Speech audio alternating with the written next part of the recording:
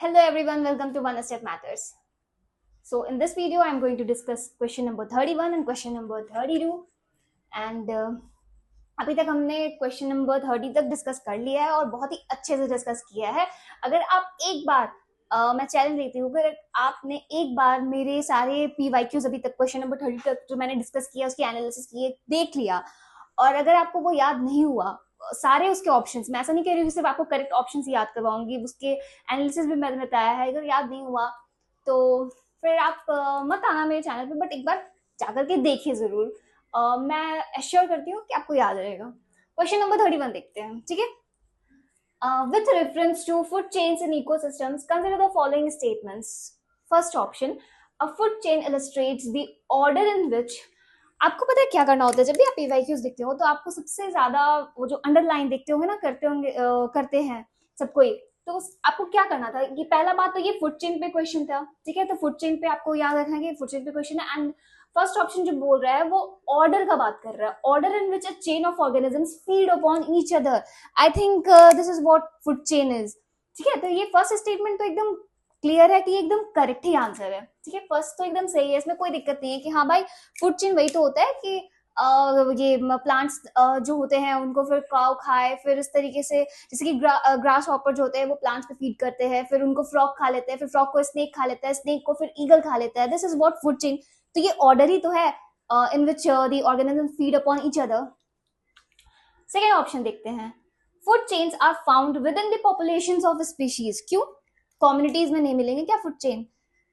उनके कम्युनिटीज में नहीं मिलेंगे। आपने पढ़ा होगा ना कि जो सीक्वेंस होते हैं कि ऑर्गेनिज्म, फिर स्पीशीज बनते हैं, फिर पॉपुलेशन होता है, फिर उनका कम्युनिटी होता है, फिर इकोसिस्टम होता है, फिर बायोम होता है। तो इतने सारे तो सीक्वेंस बने हैं, तो क्या लगता है आपको एक इकोसिस्टम में फूड चेन काम नहीं करेगा क्या? सिर्फ पॉपुलेशन तक ही सीमित रहेगा? बिल्कुल भी नहीं। तो ये स्टेटमेंट तो एब्सोल्युटली रॉन्ग है।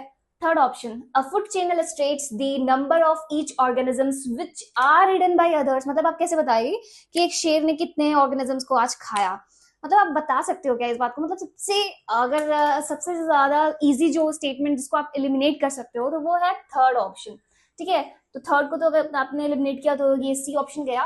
बाय द वे ये भी गलत ही है, तो फर्स्ट फर्स्ट ऑप्शन जो है करेक्ट आंसर है इसका।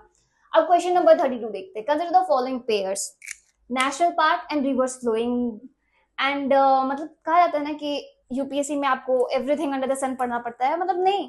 आप देखिए ना, theme national park rivers flowing, क्या ये थीम अभी रिपीट नहीं होती? बिल्कुल होती है। तो अगर आप इस चीज को एक पर्टिकुलर पेपर में प्रिपेयर कर लेंगे कि हाँ भाई ये सारे नेशनल पार्क है और ये सारे मेन रिवर्स है जो इनके थ्रू फ्लो करते हैं, तो आपका हो सकता है कि कल को अगर यूपीएससी ने इस थीम को रिपीट किया तो आपका वो करेक्ट होगा आंसर, ठीक है। तो इसीलिए तो पीवाईक्यू की एनालिसिस, पीवाईक्यू करना बहुत इंपॉर्टेंट होता है। देखते हैं, कॉर्बेट नेशनल पार्क, क्या Ganga river Corbett national park से फ्लो होती है? काजीरंगा नेशनल पार्क, क्या मानस रिवर होती है? साइलेंट वैली नेशनल पार्क, क्या Kaveri river silent valley national park से फ्लो होती है? बिल्कुल भी नहीं। D, none. ये तीनों पेयर जो बनाए गए हैं वो इनकरेक्ट है। आप याद कैसे रख सकते हो कॉर्बेट नेशनल पार्क से कौन सी रिवर फ्लो होती है? रामगंगा फ्लो होती है, जो कि एक ट्रिब्यूटरी है गंगा रिवर की। याद कैसे रख सकते हैं आप? कॉर्बे, क्या कॉर्बे? राम जी का जॉब कॉर्बे। तो इस तरीके से आप याद रख सकते हो। रामगंगा रिवर फ्लो करती है कॉर्बेट नेशनल पार्क से। काजीरंगा नेशनल पार्क, मानस नहीं। भले ये दोनों ही आसाम में है, बट मानस रिवर जो होती है ना, ये क्या मैं बोलूँ, एक ट्रांस बाउंड्री रिवर है जो कि भूटान, इंडिया और चाइना के बाउंड्री पे देखने को मिलती है। तो ये तो नहीं है। काजीरंगा नेशनल पार्क से ब्रह्मपुत्र रिवर फ्लो करती है। कैसे आप याद रख सकते हो काजीरंगा नेशनल पार्क से ब्रह्मपुत्र रिवर फ्लो करती है? ब्रह्मपुत्र रिवर, ब्रह्मपुत्र को मैं जब भी इस रिवर को याद करती हूँ तो ब्रह्मा जी याद आते हैं मुझे। ब्रह्मा जी, ठीक है। ब्रह्मपुत्र, तो काजी भाग गए थे, रैन, काजी हिंदी में बोलते हो ना आप लोग काजी, और इसको रैन कर लो, रैन, भाग गए थे।